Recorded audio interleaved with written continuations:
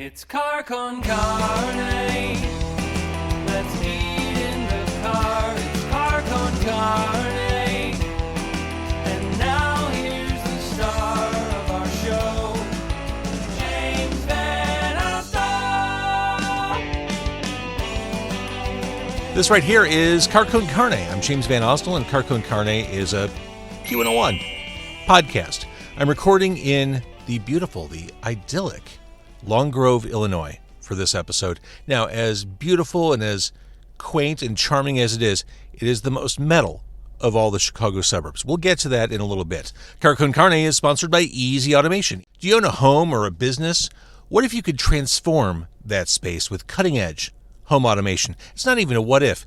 You can transform that space with cutting-edge home automation. Experience seamless control over everything. It's so easy to do. And by everything, I mean lighting, climate, security, audio, and video. This is the future of smart living. It's your place, your rules. Get a quote by visiting easy-automation.net. And when I say get a quote, it's hassle-free, it's zero pressure. In fact, if you want to talk to the guy to talk to, call Dan. Give him a call at 630-730-3728. Car con Carne is also sponsored by a book. We support literacy on Car con Carne. This book right here is 90 Days in the 90s, a rock and roll time travel story written by Andy Fry. It's the ultimate novel about the 90s and the Chicago music scene. Remember the 90s? What were you listening to? Maybe Persistence of Time? Voodoo You? We'll get to those also. But going back in time to the 90s, that's what Darby, this character in this book, does. She's a record store owner in Chicago, and she hops aboard the Gray Line, which takes her back in time to Chicago in the 90s. Now, if you were around in Chicago in the 90s, well, even if you weren't, you were probably aware of what that music scene, what that moment in time was like. Well, Darby gets to go back and essentially get a do-over. Now, if you were given the chance, would you stay there? We find out what Darby does in this book right here, 90 Days in the 90s. As I'm reading this, I'm not even reading this, as I'm saying this, there's a mother taking a recalcitrant child to her car. So if you hear a child screaming out the window, that's what's going on. Again, Long Grove, beautiful and idyllic. Car con Carne, one final note before I bring on the guest, a programming note. Car con Carne, oh, that was a slam door. Parenting isn't easy. Let's be clear about that. Car con Carne, live on stage, happening May 15th. Legit Dogs and Ice in South Elgin. I'll be there recording this very podcast with music performances by Aaron Williams, Karen Shook, Derision Cult. All those artists will be performing and talking to me. We'll have live comedy on stage from Chris Bongat. And also for those who enjoy the adult beverages, which I got to be honest, I do, Carson Souza from Obscurity Brewing will also be joining us, which means we'll probably be drinking mead, which means I'm probably okay with that because that's the kind of stuff that Thor drinks. Again, it is at Legit Dogs and Ice. It's in South Elgin. It is absolutely free. I couldn't charge anyone to attend this podcast, but that's coming up. I'd love to see you there. You could be part of the broadcast. Praise the Lord. So we're here. Lords of Acid is one of the most wonderfully subversive groups of the past 30-plus years. Their sound fuses acid house, industrial, techno, pop smarts, and no shortage of taboo-shattering sexuality. My guest is new to Lords of Acid, but is in no way new to the music landscape. She is Carla Harvey, who we came to know through Butcher Babies. And at the beginning of this year, it was announced that Carla is the new Acid Queen of Lords of Acid. So Saturday, June 7th, it is what's going to be a very demure, very mindful night of music. It is Lords of Acid at Bottom Lounge. Let's start right there. I mean, we're only a couple months into your reign as the Acid Queen. How did you...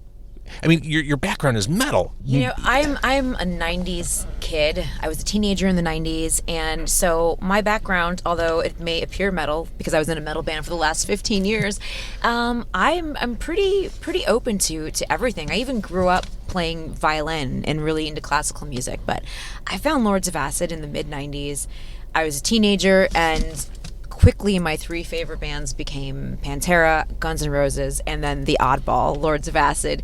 But I was obsessed from the moment that I heard it. I mean, it makes you want to move, it makes you want to dance. I was like a teenager. We had fake IDs. We'd go down and we would go to this place called the City Club in Detroit. So some of you may know that out there if you ever have been to Detroit, this club still exists, but of course I haven't been to it in many, many years. But we would go down there, and that's probably how we discovered Lords of Acid, because they would play it endlessly, and we would dance the night away. And it was just like being introduced to that kind of music as like, a suburban kid. You're like, whoa, what is this? What is this sensation running through my body that makes me want to move right now? So it's visceral, and metal music is visceral too. So I guess that, Well, that's fair, and I think you said it. I don't know of any of my friends. I don't know of anyone who only listens to one type of music exclusively. Like, if you were to look at a playlist on my phone, if I were to look at a playlist on your phone, it would be all over the place. And I think that's the way people consume music. Yeah, you can like Pantera, yeah, you can like Anthrax, but you can also go the other way and listen to stuff like Lords of Acid or Thrill Kill Cult or whatever. 100%. But somewhere along the lines, it got like weird to like different kinds of music. I think it's silly, and I think being introduced to music at such a young age, and being a musician, playing violin, being in the orchestra, I think that you're just exposed to everything. And even I grew up in a multicultural household, so there was all different kinds of music. My dad was really into Prince, Stevie Wonder, and my mom loved Jethro Tull. So I just kind of being from Detroit, of course, classic rock is just slammed down your throat. So I don't know. I grew up listening to everything, and I think that everyone should kind of explore music, especially if you want to write music. You should kind of understand elements of everything. You mentioned your fake ID. I feel so bad for the kids these days. In our technological age, I think it's harder to get away with a fake ID. I mean, we were so bad back then. We did, everything was bad. I was a blue collar kid, I didn't have anything growing up. So we would like do anything. We would, go steal gas and all kinds of stuff. We had our fake IDs, but we were just trying to survive. And now it's different. Like, you can get in a lot of trouble. Yes, right. It felt so innocent back then. And of course, we only stole from the man, like it wasn't like we were like the Robin Hoods of Detroit. There you go. You got to rationalize it. Yeah. So how did Lords of Acid find you? Did you find them? I mean, how did you make the connection? I've always made it known that I'm a Lords of Acid fan on social media. I've tagged them a lot. I've followed them for years, and I've comment on their pages. And when they were looking for a new singer, a lot of fans were kind of like, "Oh my God, you should do this." So I think it was just kind of like magic. That's awesome. That is awesome. Now, is Praga Khan a mad genius? I mean, I think so. I just like I said, I think anybody who can, like, again, I'll go back to that word visceral, make you feel these like visceral feelings. I mean, he's groundbreaking artist for sure. And I think that when music makes you feel something, the person that created it is a genius. So Lords of Acid historically have played the Riv, the Vic, Cubby Bear, Bottom Lounge. I feel like anything that is industrial adjacent, and certainly anything rooted in house, will always be welcome on a Chicago stage. I mean, this is such a great city for Lords of Acid. I've only been a Chicago resident for the last, it's been 5 years now, almost to the day that I've been a resident here. But, we would take the Amtrak train from Detroit, where I grew up, to go to shows in Chicago. So, Chicago and Detroit love this kind of music. They also just love going to shows. People support live music in the Midwest, in these cities like this. So I think that's, whether it's metal or house or whatever it is, the level of support, people actually get off their asses and go to shows, which is really important. You got to do that. And you still go to shows. I saw you just made it to Salt Shed for your first time. Yeah, I just went to Salt Shed. If there's something in town that I want to see, or that Charlie wants to see, we'll go see it. We were just at Deftones. We love going to shows, and we're both fans of music. Like, that's the cool thing, I think, about both of us. We're fans of things still, and I think that not losing that is really important. You always want to be blown away by a performance. You want to go see other people. You want to support. I don't know. It's something magic about taking other people in. Yeah, it's really easy to get jaded 100%. So staying true to what you love. I mean, your love for music is what got you here. Yeah, I'm not going to say that I love waiting in the line to get to a show. I'm a little bit jaded in that. I'm just joking. But you know what I mean. I do. I love getting out there. I love to see what people are creating. I love seeing my favorites. I am definitely still the girl that will cry when I hear my favorite song at a show or get really emotional. You know. That's a thing. Yeah. So my daughter is, my God, she's 18, and she loves Fleetwood Mac. Grew up loving Stevie Nicks, and I took her to see Stevie Nicks at the United Center like 2 years ago. We walked out of the show. I said, "So what did you think?" She said, "I only cried 3 times." That's the thing. And for the record, it was Landslide, Gold Dust Woman, and Rhiannon. Yeah, those are good ones to cry about. But I get the emotional connection. I mean, me and Charlie and I saw Elton John. I cried like almost the whole time through that. And what else did we see? We went to go see Phil Collins, and we were toast, both of us. Like as soon as he came on stage, done. So we're both. I don't know. Music is the one thing that still makes me emotional. I'll hear a song that made me cry 30 years ago. I may not have heard it in 30 years, but I'll hear it and I'll feel those exact same emotions again. Like, that's beautiful. And there are no other forms of art that have that sort of deep, arresting connection. Yeah. It's funny. When you mentioned seeing Phil Collins and Elton, whenever I see one of those icons on stage, whether it's the Rolling Stones or whatever, I almost have an out-of-body experience because there's part of me that can't believe I'm seeing the person who wrote and performed that song perform that same song in front of me. Like it's a very surreal experience. Yeah, no, it is surreal, especially when they're like your favorites, and it's such an emotional thing, and we latch on to music, and we really like whatever we're going through, we attach it to a song, and it just, when we hear it live and we see the person who wrote it, it's just mind blowing sometimes. So thinking about this transition to Lords of Acid, your fans coming over from Butcher Babies, will they be surprised by what you're doing now? I think they'll be surprised, but I also think they're not going to be surprised. It's not like that far off. People keep saying, "Oh my God, it's so different. It's this." And yes, the music's different, but I think the energy level is the same. And Butcher Babies fans are so accepting of different things or trying new things. That's the one thing that I really, really love about the Butcher Babies fan base. If you want to try something different, they want to love it. They're not gonna, immediately say, well, "That's terrible. I don't want to hear this. I only want to hear this one. You do this one guttural scream, the whole song." So they're really giving.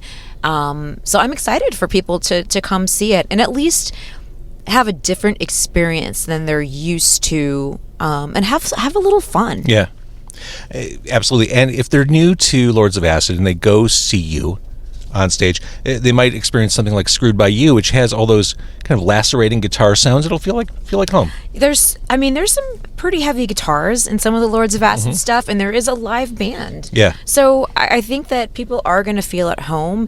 And, I said this in another interview that, like, the people that love Lords of Acid and people that love metal, a lot of us are just disenfranchised kids, and we're kind of all the same. And so I think it's going to be a good fit. I love it. And I know you have your favorites. You Belong to Me. I love that song. Which is almost a mid-tempo song for Lords of Acid. Yeah. It's kind of but it's mid-tempo. It's a nice little breather. Yeah. But there's so many good songs.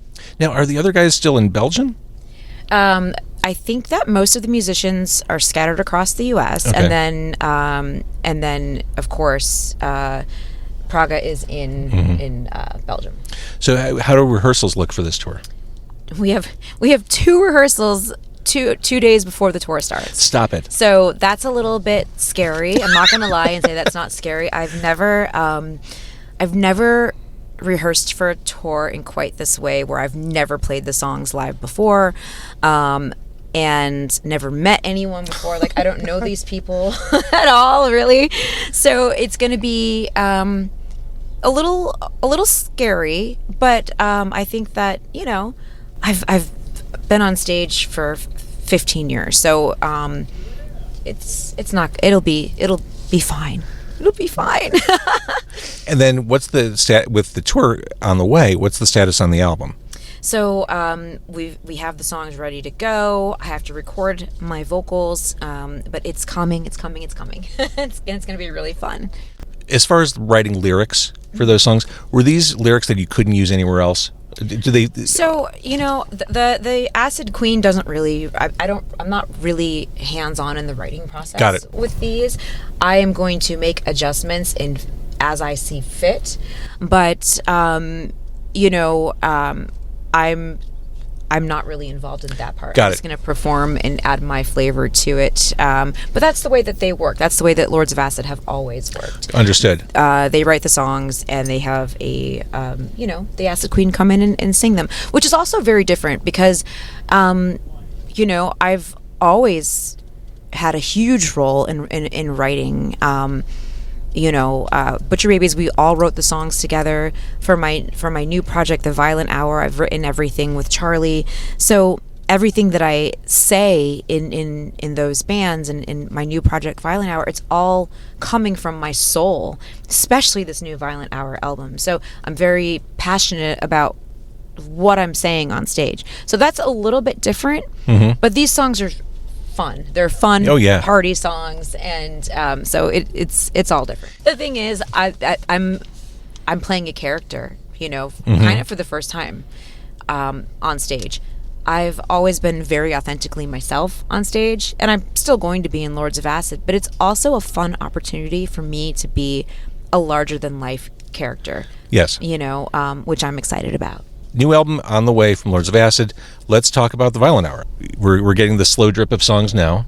Yeah. So I've written this over the last couple of years with Charlie Benante, my husband or fiance. I call him my husband already. Yeah, I realize he's not quite my husband you yet. mentioned Charlie a few times. We should probably acknowledge that he's Charlie Benante, Anthrax, Pantera. Yeah, I always say Charlie, and I figured everybody knows who Charlie is. Right. So no introduction needed.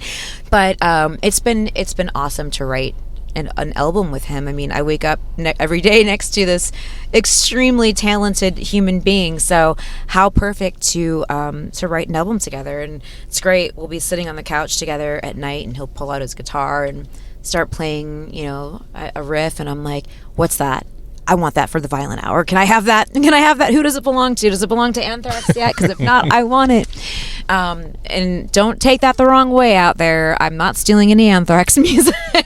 People get so mad.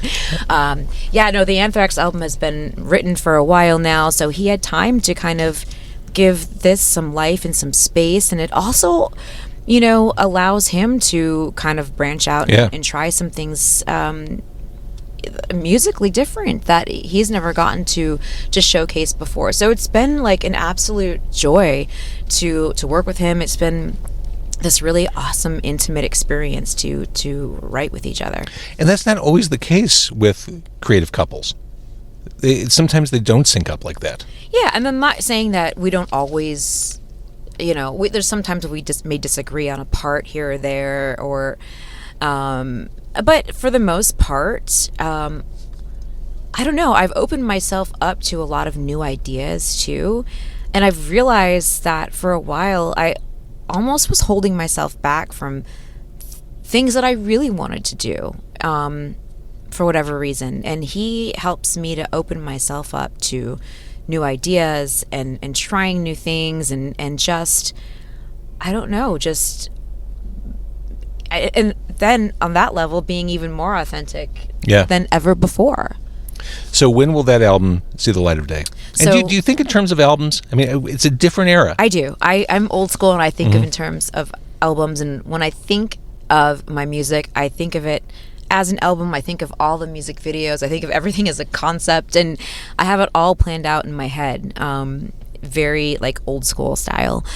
So we just released the first song last week. The video's coming out very soon, I think next week. I think I saw some behind the scenes of that. Yeah, so You screaming into a camera. Yeah, I'm really excited about that. And then we have another song coming out next month, and then an EP, and then the full album probably later in the year. So trying to be smart about how we put it out, but also I'm so excited to just get it out too. And I love hearing that you think in terms of an album, an A-side, a B-side. Like, as a listener, I want to be in that vision. Yeah. From start to finish. I want to, track 1 to track 10, whatever it is. I like following that journey. I want to take people on a journey. You said the exact right thing. Like, that's always been really important to me, the journey. Like, some of my favorite albums, like one of my favorite albums is Failure's Fantastic Planet.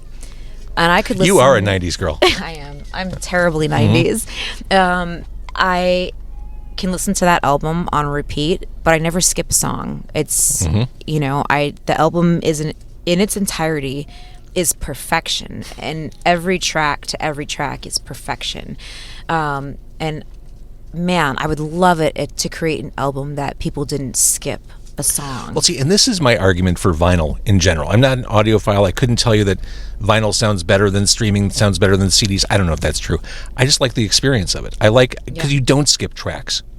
If you're recuing a record, it's just too much work. Yeah. Like, just let it roll. And I agree with you. I don't like, when I'm in my car, when we part company today, I'll throw on my playlist, and I guarantee you I'll be listening to the first 90 seconds of the first 20 songs that come across. Yep. So I think that is a valid want and need for this new project. I think so too. I don't know if I mentioned we're in Long Grove. We're near the Long Grove Coffee Company. Did we even talk about what we're drinking here? No. I just followed your lead, Carla. This is the Yellow Jacket, which is made now with hot honey. Yeah, I almost had a meltdown. I've been ordering this coffee the specific way that they used to make it, and now they've changed the formula, and I hate when people change the formula. But they made it special for me because they had a little cayenne pepper in the back. So these are quad espressos with a little cayenne pepper and honey and lavender. Hot honey, yeah. Yeah. It's good. Yeah, it's really good. I usually ask for a little extra cayenne pepper, but I could tell they were going to be a little tight with that cayenne pepper today, so I let it go. Yeah, they made it's kind of like when you go to a car dealer and they have to go back and talk to the manager to see if they can agree to terms. The woman came out, we could do the cayenne for you. Yeah. It was a big concession. Yeah. But we are in Long Grove. I've got cider donuts in the back seats because that's what you do when you're here. Yeah. Yeah, it's a magical little village. And I moved here to be with Charlie after living in Los Angeles from 1999 or 98. I think I moved there on. So when I first moved to the suburbs, I was like, what the hell? What am I doing here? And now I love it. I'm so invested in the suburbs. I'm a suburban housewife. Can we talk a little bit about the day job? Because I find this super interesting. So as you're doing the Violent Hour, as you're doing Lords of Acid, you also full-time grief counseling. Yep. So I started a grief counseling business back in 2016 called Good Grief. And I've done a lot of volunteer work for veterans and for kids, terminally ill people. So when I started, I graduated from Mortuary College in 2007. I was a mortician for many years. Mm-hmm. When Butcher Baby started to tour, I could no longer have a job as an embalmer because you have to work at very, very long hours. So there was no way that I could do that anymore. I always wanted to still help in that capacity, though. So that's why I started Good Grief, did some counseling. And then throughout the years, I really, really missed working in the death care space. And I found an incredible opportunity as a grief specialist for a company called Parting Stone. And we make stones that you can hold out of cremated remains. So they're not a product or a trinket. They are literally a new form of remains. So they're ashes that you can hold, which for the grieving process is so special because it allows grieving people to have a continuing bond with the person they loved. You could put one of these in your pocket if you're having a bad day. You can spread them in places that you can't normally put cremated remains, because if you don't know this, you can't just dump cremated remains just anywhere. But you can sneak one of these stones into Disneyland. so many cool places. But it's really, really special service, and I'm just so lucky right now to be able to work a full-time job and still do music, because it's hard for musicians to survive. So having something else that you're also passionate about, but you can also make a living at, is really important. And again, I'm in a great spot in my life where I can pursue music and also have this incredible job. And in grief counseling, the first thing people think of is death.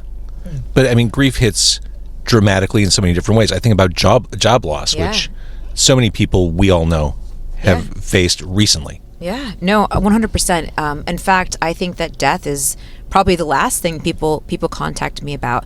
A lot of people contact me for counseling when they feel like a loss of a sense of self, and they don't even maybe know why they do sometimes, but their life has changed in some aspect and they just can't get back to feeling like themselves.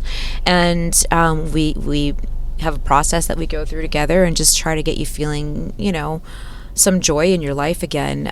But yes, if you lose a relationship, you lose a status, leaving after, I left Butcher Babies, you don't know, like, man, am I still the same person if I'm not that, if I don't have that status? A lot of people go through that kind of thing, no matter what the situation is.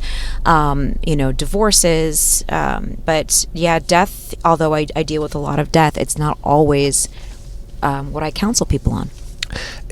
A few years ago, during the pandemic, mental health was talked about a lot. Yeah. And I feel like it's talked about maybe a lot less in the present day, but it's no less important. I think that we've stopped talking about it as much as, but I do think it's come more to the forefront. And I also think in that space of the pandemic, people also started to realize what was important to them, and people's lives started to shift. And we started to find more happiness in the small things again. And I think that was really important for mental health, to have that hard break for a minute. It was terrible in a lot of ways, for sure, because a lot of people were very isolated, but also a lot of us learned what's truly important in life, and I think that was important. But yeah, I try to let people know that they're not alone, and that I'm always available to help them with their loss, whether that's, again, a death or just again, loss of a job or divorce or whatever it is. Is it harder for music? It's all relative, but being a musician, I'd imagine, is very hard, because there's that unreality, just the hours you're on, and what being on means, I think, can be very exhausting if you're not kind of emotionally tough enough. I actually just kind of wrote a song about that that's going to be on my album, and there's a great tagline, 23 for 1. There's 24 hours in a day, but when you're on tour, it's like a lot of those 23 hours suck, except for that 1 hour that you're on stage, right. Giving it your all. And so your life becomes this 23 for 1. It's really interesting life. You almost become like institutionalized in a way when you're on tour. It's definitely not for the faint of heart, and it's not something that I will ever do for 10 months out of the year ever again in my life. You're balanced. I think you have to be balanced. Yeah. And again, it all depends on what's happening. If you can bring your whole family with you, but there's so much more to life than just being out there endlessly. There's so many moments that I've missed. And I'm so proud of what I've done, in the last 15 years. But you miss a lot. Absolutely. All right. So in summary, Carla, Lords of Acid on stage, Bottom Lounge, June 7th. Yeah. On a Saturday night. Hometown show. Hometown show. As summer's starting to ramp up. Album on the way. Yep. Which we'll keep an eye out for. Speaking of albums on the way, we also have the Violent Hour. This is your year, Carla. Yeah, I'm really excited about this year. I'm so happy. I feel I just feel happy. I feel happier than I have in many years. It's been such a joy to work with Charlie. It's been really exciting to get involved with Lords of Acid. Sure. And I even am getting married this year, so it's going to be a good year. Were you able to get a good band? We don't have a band yet. We need a band. We need a band in Las Vegas for our wedding. I think you might know some people. Yeah. You might know some people. Also, as I'm listening to you talk, as I've got headphones on, I'm ready for the Carla Harvey podcast. People say I have a good, You do? good speaking voice. Yeah, I actually did an episode of a grief podcast that I was going to do once. But man, I'm already busy. Yeah. But a grief podcast, I think, would be... Yeah, if I had the tools to do it at home and it was easy, I might incorporate that at some point into my life. But right now, You got enough going on. I've got enough You're going good. on. Okay. Yeah. Well, thanks for jumping in the car on Easter Hop Day, on Bunny Hop Day Yeah. in Lake Grove. So great to meet you, and can't wait to see and hear all that's coming up in the months to come. Thank you. And I didn't even get a picture with the Easter Bunny today, even though he was right there. So I'm pretty bummed about that. But We were on borrowed time. It was like 1:55. He was cutting out at 2. I mean, you know how it is. I saw him taking a cigarette break. Yeah, that's right. Sorry, kids. Goddamn kids. Bunny needs his medicine. Yeah. All right. Thank you, Carla. Yeah, thank you.